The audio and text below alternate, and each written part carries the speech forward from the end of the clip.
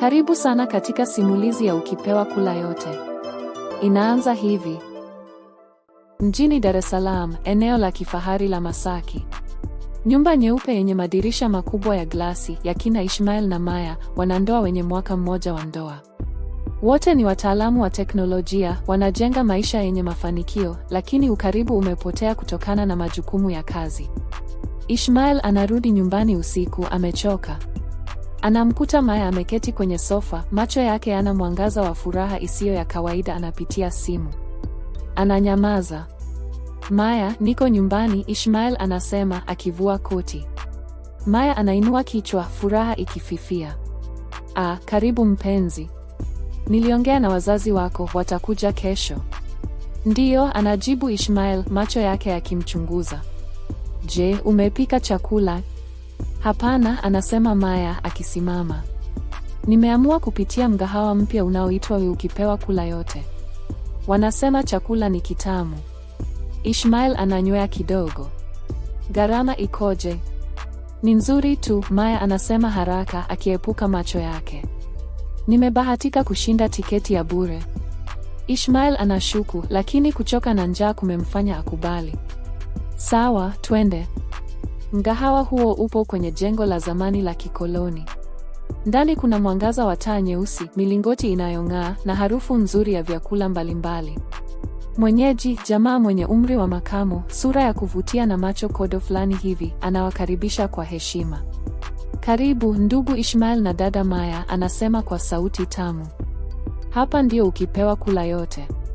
Hakuna kikomo wala kizuizi, kila kitu ni kitamu na unapata kile unachotaka. Ishmael anashuku.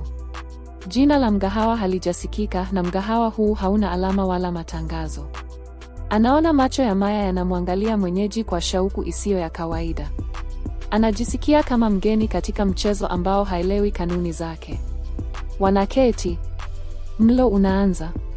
Chakula ni cha kipekee, kilichoandaliwa kwa ustadi. Ishmael anaona mwenyeji anamwangalia Maya kwa jinsi alivyo, na Maya anajibu kwa tabasamu na macho yenye kumaanisha kitu. Katikati ya mlo, Ishmael anaamua kwenda chooni. Anaporudi kwenye mlango wa jikoni, anaona mwenyeji na Maya wamegusa mikono kwa haraka, kama wameshafanya makubaliano. Sauti zao ni za chini, zisizoeleweka, lakini Ishmael anaona uhusiano uliopo kati yao. Wanaporudi nyumbani, Ishmael anamuuliza Maya, unamfahamu yule jamaa? La, kwa nini? Maya anajibu, lakini sauti yake inatetemeka kidogo. Siku zinaenda. Tabia ya Maya inabadilika. Anakuwa na furaha ya kupindukia, akicheza muziki wa kisasa, akinunua nguo mpya, akiwa na misamiati isiyo ya kawaida. Ishmael anaona simu yake ikiwa na neno la siri, na mara nyingi anapata simu zisizojulikana anazozipokea kwa siri. Siku moja, Ishmael anarudi nyumbani mapema kutoka kazini kwa kusudi. Anamkuta Maya amevaa gauni jepesi, akisubiri mgeni.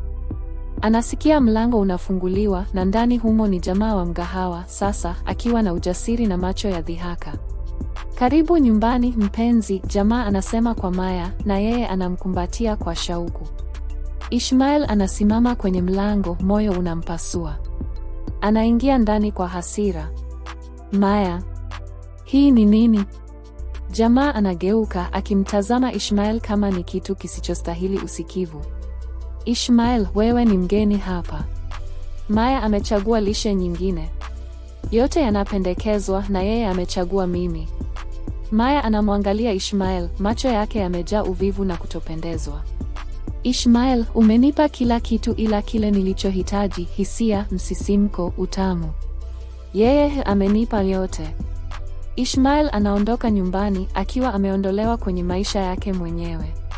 Anarudi kwenye mgahawa wa Ukipewa Kula Yote usiku, akiwa na hasira na uchungu. Mwenyeji yule jamaa anamkaribisha kwa tabasamu. Kuna kitu cha kula? Ishmael anauliza kwa hasira.